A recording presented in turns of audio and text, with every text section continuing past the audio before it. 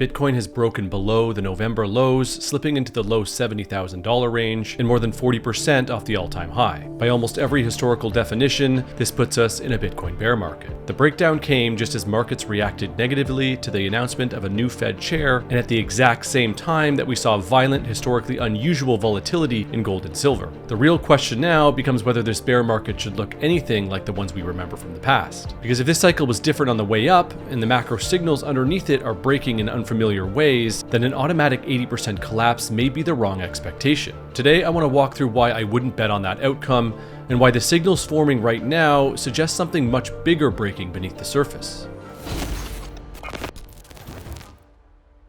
Welcome to No Second Best, the show where conviction meets reality, and reality points straight to Bitcoin.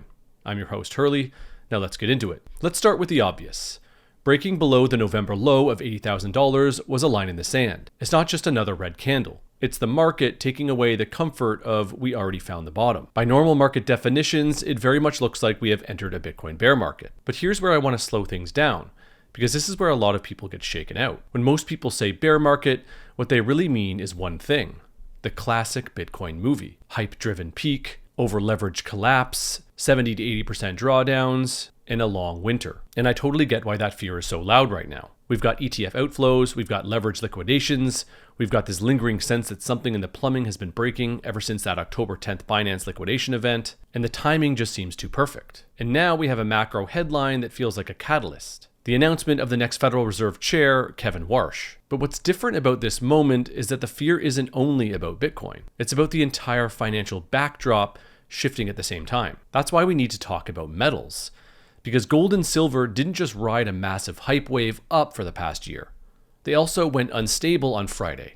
Gold crashed nearly 18% and silver nearly 40%. That is historic level volatility, and usually a signal of some kind of major crisis. These kinds of moves are the market telling you the unit of account is under stress. And we'll come back to what that means later in the episode, because it's directly related to how Bitcoin behaves in a world that starts relearning what money is. But first, I want to anchor the Kevin Walsh headline properly, because if we're going to say this bear market might look different, we need to understand what actually set it off. Markets reacted to the Kevin Walsh nomination because he's widely perceived as a potential hawk, meaning he may be less tolerant of inflation, less enthusiastic about aggressive rate cuts, and more open to shrinking the Fed's balance sheet. That matters because a huge part of Bitcoin's rally into the highs was built on expectations of easier money ahead. Rate cuts, liquidity returning, a friendlier Fed backdrop. The Walsh announcement directly challenged that narrative. It forced markets to reprice the idea that easy money was imminent. Once that expectation cracked, the reaction was mechanical. Risk came off, leverage unwound.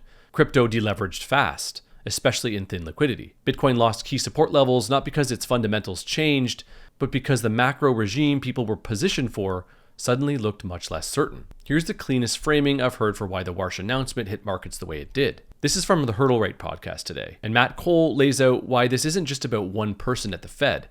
It's about what the system has been relying on for years. How I've always thought about QE is basically in the context of medicine. So I'm going to go into a medicine analogy that I think explains the situation really well and kind of where we are.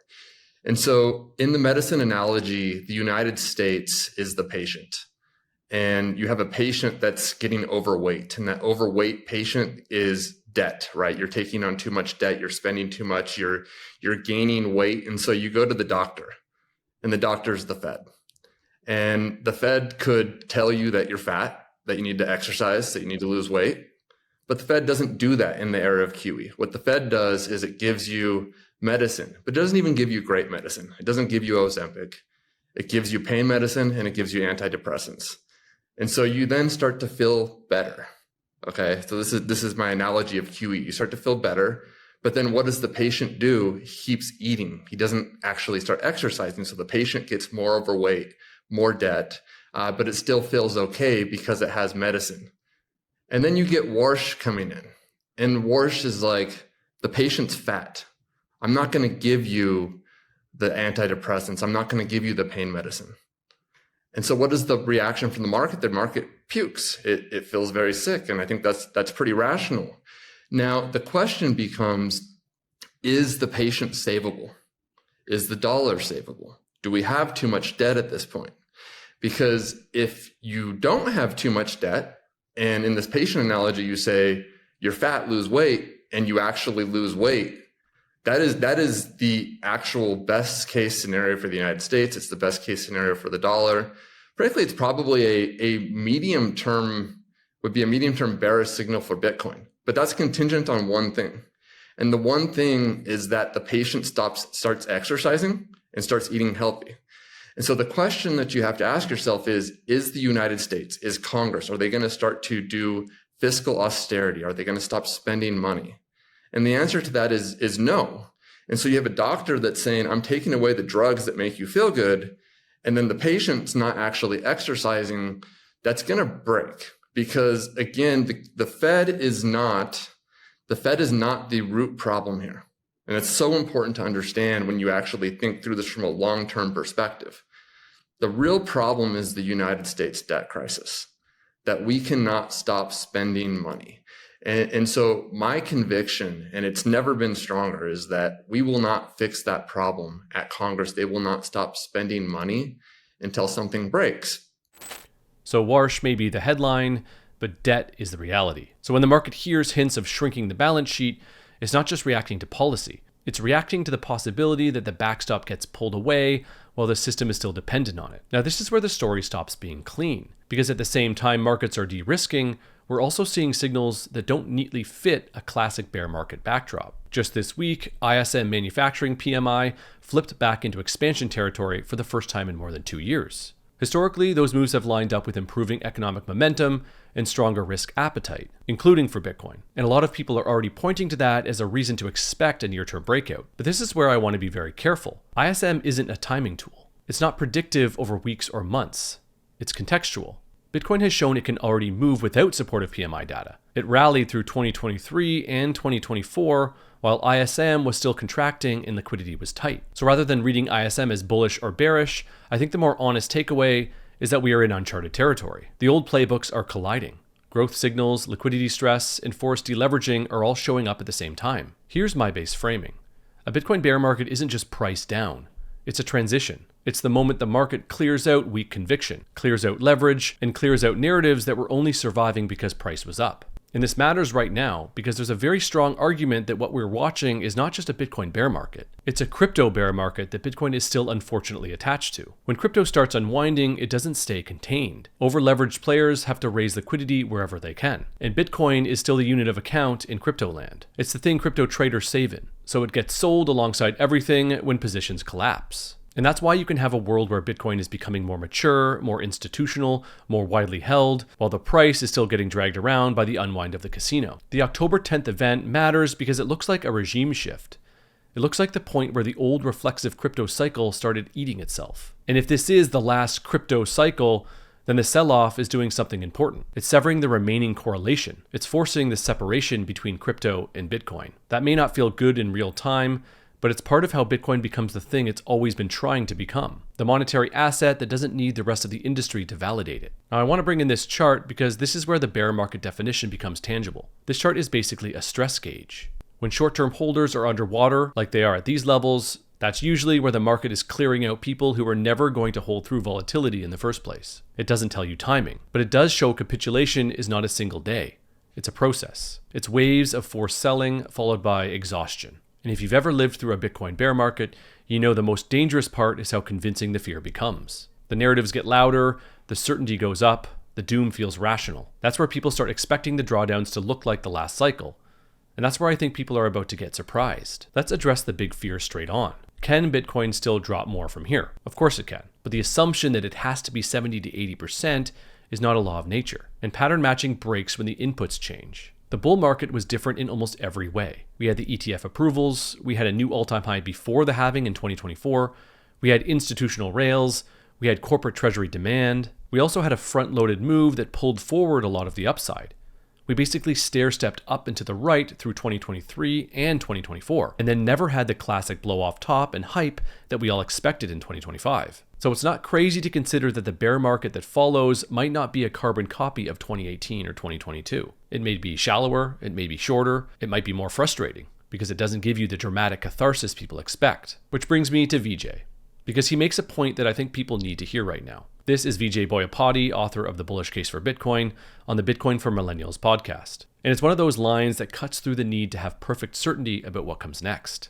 We've never seen an economic good be monetized in real time like we're seeing. And so we should be students of this process. And we've learned some things. It looks like in the early part of the monetization of an economic good, it looks like it goes through these hype cycles. The adoption goes to this crescendo where people get very excited, and then there's a crash, and then there's a plateau, which is at a higher level. And this has happened a few times. I do worry that people too strongly try to fit to a model and then get really disappointed that, hey, we're not tracking the model. I think that happened with stock to flow. I think it might happen also with the power law model. I don't know what the speed of adoption is. So I personally give a lot of leeway. The way I think about it is in terms of fundamentals. Is this fundamentally better money? Yes, it is. Is the comparative advantage big compared to its nearest competitors, gold and fiat money? Yes, it's huge. You can do things with Bitcoin that you cannot do with either of those other forms of money. To me, those fundamentals tell me that at the margin, there will be people who will choose to switch their savings from those competing forms of money into Bitcoin. The speed that happens, how the cycles play out, I think it's very dangerous to get too wedded to a particular model, because I've seen over the years so many people get blown out of Bitcoin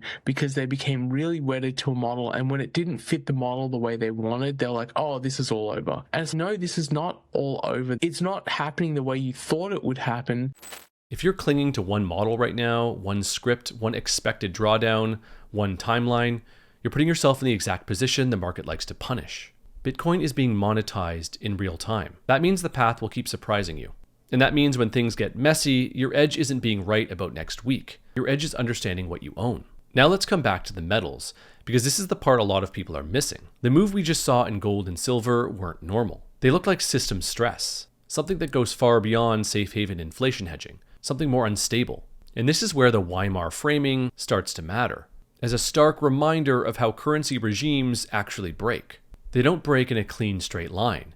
They break through volatility, through disbelief, through sudden moves that feel irrational until they don't. That's why I'm ending this episode by showing the Weimar chart of gold priced in German marks. Not to say we're necessarily there today. We don't know. But to remind you that when the unit of account starts failing, everything changes and volatility becomes the norm. And Bitcoin does not need a perfect environment. It needs a world where people start asking harder questions about money, about trust, about settlement, about debasement. If the denominator is truly breaking, Bitcoin is never far from a violent repricing. That's the part you definitely can't see when you're staring at the daily charts. And this is where the practical side matters. When price gets ugly, people want to do something. They want a plan, because conviction without a plan can turn into panic. And this is exactly where Swan Private fits naturally. Swan Private works with serious Bitcoin holders, families, and businesses who want to build an accumulation strategy they can actually stick to, especially in moments like this. That includes guidance on buying and allocating over time, advanced custody solutions, inheritance and estate planning, and tax-aware structuring. If you're looking at this drawdown and realizing you want to be more intentional about how you build it and secure your Bitcoin position, go to swan.com/no-second-best and connect with the Swan Private team today. Now let's close this one out. So yes, we seem to be in a bear market, but don't let the fear of an 80% drawdown become a script you blindly obey. The cycle already broke patterns on the way up. It will likely break patterns on the way down as well. If you're feeling shaken out right now, that's normal. It's human nature. Just remember this: Bitcoin's fundamentals did not change. What changed is the market, the leverage, the narratives, the liquidity expectations. And markets can remain illogical for a long time. The trick is to stay solvent until the logic gap closes. And if the metals volatility is telling the truth, we may be closer to a real monetary reset than people want to admit, which means the worst thing you can do is make permanent decisions based on temporary fear. So I've got two questions for you. Do you think this bear market is mostly a leverage and crypto contagion unwind? Or do you think something deeper is breaking in global macro? And what would convince you that this bear market won't rhyme with the classic 70 to 80% drawdowns of the past? Drop your thoughts in the comments below. Don't forget to like this video if it brought you some much needed signal, and consider sharing it with someone who's spiraling right now. And subscribe to the Swan Bitcoin channel if you haven't already so you don't miss the next one. Thanks for watching. I'll catch you on Thursday. And remember, there is no second best money.